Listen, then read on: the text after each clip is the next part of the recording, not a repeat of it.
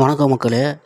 சீமான் அண்ணன் வந்து நேற்று ஒரு ப்ரெஸ் மீட் கொடுத்துருக்காரு. அதில் என்ன சொல்கிறாரு அப்படின்னா, அந்த பொன்ராஜ் பேசின வார்த்தை வந்து சரியான வார்த்தை அப்படின்னு சொல்லி பேசியிருக்காரு. இது கேட்டால் இவர் என்ன சொல்கிறாரு அப்படின்னா, தாவேகாவில் விர்ச்சுவல் வாரியர்ஸ் வந்து சோஷியல் மீடியாவில் பயங்கரமாக எடிட் பண்ணி போடுறாங்க, அசிங்கமாக கமெண்ட் பண்ணுறாங்க.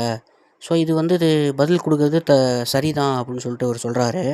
இல்லை, எனக்கு ஒரு விஷயம் புரியல. அதாவது சோஷியல் மீடியாவில் கமெண்ட் பண்ணுறதுக்கும் ஒரு கட்சியுடைய நிர்வாகி மேடையில் ஏறி ஒரு இன்டர்வியூலேயோ போய் நின்றுக்கிட்டு ஒரு பொது இடத்துல நின்றுக்கிட்டு அசிங்கமாக பேசுறதுக்கும் வித்தியாசம் இல்லையா? நீங்கள் சொல்லுங்கள், தாவேகாவை சேர்ந்த நிர்வாகிகள் யாராவது மேடையில் ஏறி இன்னொரு கட்சி தலைவரையோ தொண்டர்களையோ அசிங்கமாக பேசியிருக்காங்களா?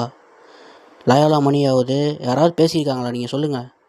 சீமான் கட்சியில் சாட்டை துரைமுருகன் ஒரு ஆள் போதும் எவ்வளோ கேவலமாக பேசுகிறாரு அப்படிங்கிறது எல்லாருக்குமே தெரியும்.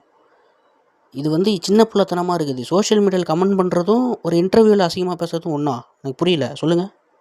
இப்போ தாவேகா தலைவர் விஜயை பற்றி நம்ம அரசியல் ரீதியாக என்ன விமர்சனம் வேணாலும் வைக்கலாம், தாவேகாவை பற்றி அரசியல் ரீதியாக விமர்சனம் வைக்கலாம்.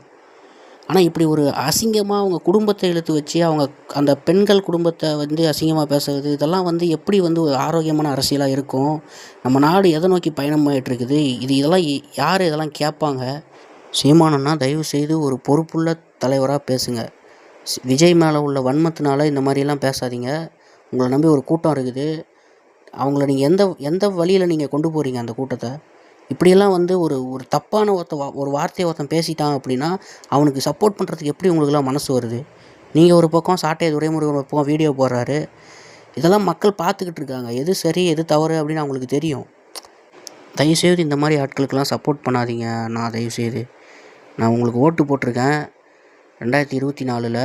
உங்கள் மேலே ஒரு நம்பிக்கை வச்சுருந்தேன். நீங்கள் இந்த மாதிரி பேசுனீங்கன்னா எப்படி நான் வந்து நாளைக்கு வர தேர்தலில் உங்களுக்கு ஓட்டு போடுறது? எது சரி எது தவறு அப்படின்றத யோசித்து பேசுங்க தயவுசெய்து. நன்றி மக்களே.